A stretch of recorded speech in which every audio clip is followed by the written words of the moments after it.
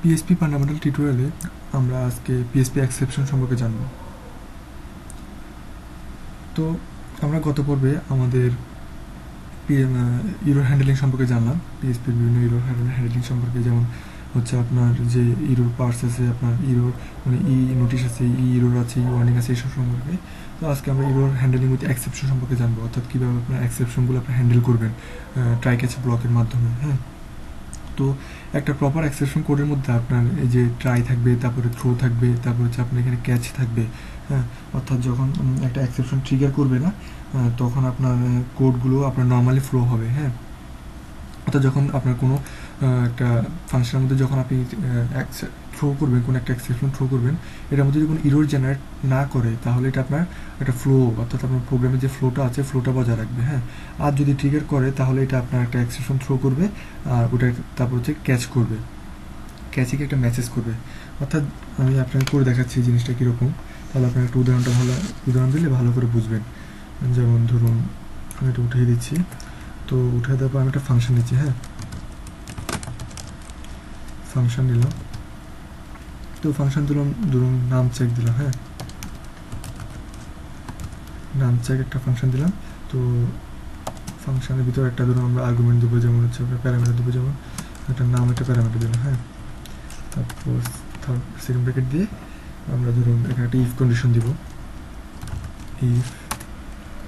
If দিয়ে ধরুন আমাদের যে নাম ভেরিয়েবলটা নিলাম আমরা এখানে, প্যারামিটারটা নাম ইজ গ্রেটার দেন 1, যদি হয় তাহলে আমাদের এখানে একটা এক্সেপশন থ্রো করবে। অর্থাৎ আমাদের এখানে আসবে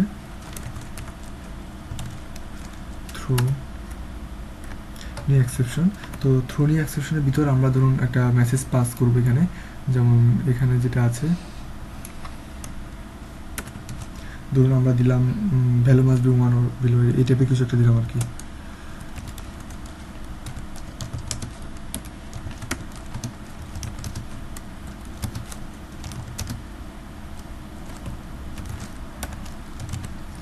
বিলো দিলাম। হ্যাঁ, তো হচ্ছে আমরা এখানে সেকেন্ড ব্র্যাকেটের মধ্যে রাখবো, দিলাম।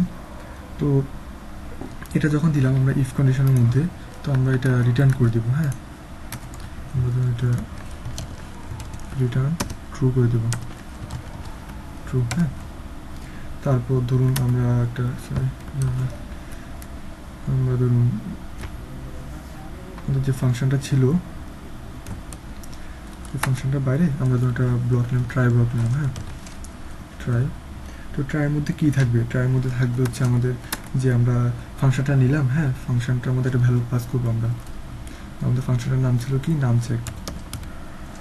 এই যে নাম চেক ছিল, তো নাম চেকের মধ্যে ধরুন আমরা এখানে 2 পাস করলাম বা 3 পাস করলাম। হ্যাঁ, 3 পাস করার পর সেমিকোলন দিবেন, তারপর ধরুন একটা ইকো দিবেন আপনি এখানে।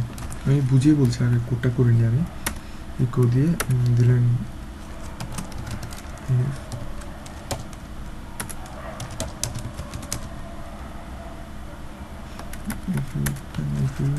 সিরিজ দিয়ে আমরা,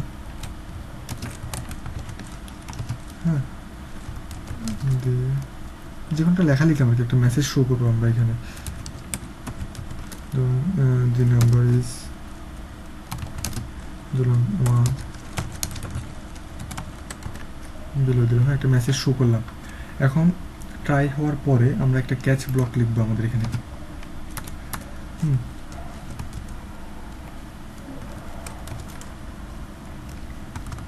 ক্যাচ একটা ব্লক লিখবো। তো ক্যাচের মধ্যে আমরা একটা কন্ডিশন দেবো এখানে দেবো আমরা এক্সেপশন দিয়ে একটা ভেরিয়েবল ই দিব আমরা। হ্যাঁ, ভেরিয়েবল ই। তো এটার মধ্যে আমরা সেকেন্ড ব্র্যাকেট দিয়ে তার মধ্যে একটা ইকো করে দেবো, একটা মেসেজ প্রিন্ট করবো, ইকো দিব। তো ইকোর মধ্যে লিখবো ধরুন আমরা মেসেজ লিখলাম। মেসেজ লেখার পর ধরুন এখানে একটা কনকেট করে দেবো আমরা, ইটা যে ভেরিয়েবলটা নিলাম ইটা আমরা কনকেট করে দেবো এখানে $সাইন দিয়ে এই দিব। হ্যাঁ, তারপর আমরা একটা অ্যারো সাইন দিয়ে আমরা এখানে গেট মেসেজ ফাংশনটা ডিক্লেয়ার করে দেবো। এখানে ছিল গেট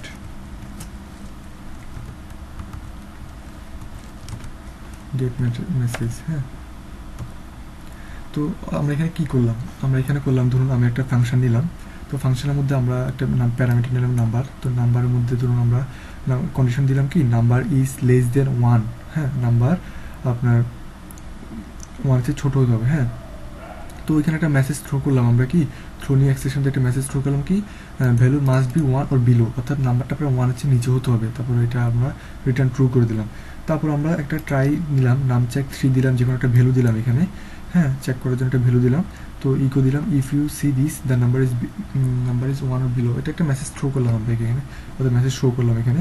তারপর একটা ক্যাচ ব্লক নিয়ে এখানে এক্সেপশন ডলার একটা ভেরিয়েবল ই নিলাম, তারপর একটা মেসেজের মাধ্যমে ডলার ভেরিয়েবল ইটা আমরা এখানে গেট মেসেজের মধ্যে পাস করে দিলাম। তো এটা এখন যদি আমরা সেভ দিয়ে আমরা আমাদের মেসেজ এটা ব্রাউজারটা রিফ্রেশ করি, দেখুন দ্য ভ্যালু মাস্ট বি 1 অর্থাৎ বিলো, অর্থাৎ আমাদের এই মেসেজটা শো করলো। এটা করার কারণটা কি, আমরা এখানে নাম্বার দিলাম, নাম্বারটা হচ্ছে আপনার 1 চেয়ে ছোটো হতে হবে বা ছোটো হতে হবে, তো আমরা এখানে নাম্বারটা দিলাম কি 3, অর্থাৎ কি আমার এই কন্ডিশনটা মানলো না, তো যার কারণে এটা যখন এখানে থ্রু হবে, থ্রু হওয়ার পরে এটা আপনার ট্রাইতে না গিয়ে আপনার সরাসরি এখানে ক্যাচে চলে আসবে, ক্যাচে এসে মেসেজের মধ্যে আপনার একটা মেসেজ পাস করবে কি এই যে এই মেসেজটা পাস করবে আপনার সরাসরি, হ্যাঁ। তারপর যদি আমরা ধরুন এখানে নাম্বারটা দিলাম, ধরুন 0 দিলাম, হ্যাঁ 0 দেওয়ার পর সেভ দিয়ে যদি আমরা এটা রিফ্রেশ করি, তো দেখুন if you see this the number is below, অর্থাৎ কি, অর্থাৎ হচ্ছে আমাদের যখন এটা কন্ডিশনটা মানলো তারপর আমাদের ট্রাই ব্লকের মধ্যে আসলো, অর্থাৎ কি ইফ ইউ সি দিস, তারপর আমাদের এই ইকোটা আমাদের করলো, হ্যাঁ। অর্থাৎ আমি কি আগে বললাম যে যদি আপনার একটা ফাংশনের মধ্যে যদি আপনি ট্রাই ব্লক ইউজ করেন, তখন যদি কোনো এক্সেপশনের মধ্যে যদি কোনো ইরোর জেনারেট হয়, অর্থাৎ আপনার এই কন্ডিশনটা মানলো না, এটা একটা ইরোর, হ্যাঁ, তখন আপনার কি আপনার ফ্লোটা আপনার ঠিকমতো ফ্লো হবে না, হ্যাঁ, অর্থাৎ আপনার এখান থেকে এইভাবে ফ্লো না হয়ে আপনার এখানে চলে আসলো, অর্থাৎ এই জিনিসটা ব্লকটা বাদ দিল, সেম কন্ডিশন এটাই আর কি। অর্থাৎ আপনার যদি আপনার যখন একটা এক্সেপশনের মধ্যে আপনার কোনো ট্রিগার করবে না, তখন আপনার অর্থাৎ এখানে কোনো ট্রিগারটা করে না, এক্সেপশনটা আপনার ট্রিগার করে না, হ্যাঁ, তাহলে আপনার নর্মালি ফ্লো করতেছে এটা। তো এইভাবে আর কি আপনাদের ইরোরগুলো আপনার এক্সেপশনের মাধ্যমে আপনার হ্যান্ডেলিং করবেন। তো যদি ভিডিওটা ভালো লাগে আপনারা এটা সাবস্ক্রাইব করবেন, তারপর শেয়ার করবেন, এটা বারবার প্র্যাকটিস করবেন, হ্যাঁ, ধন্যবাদ।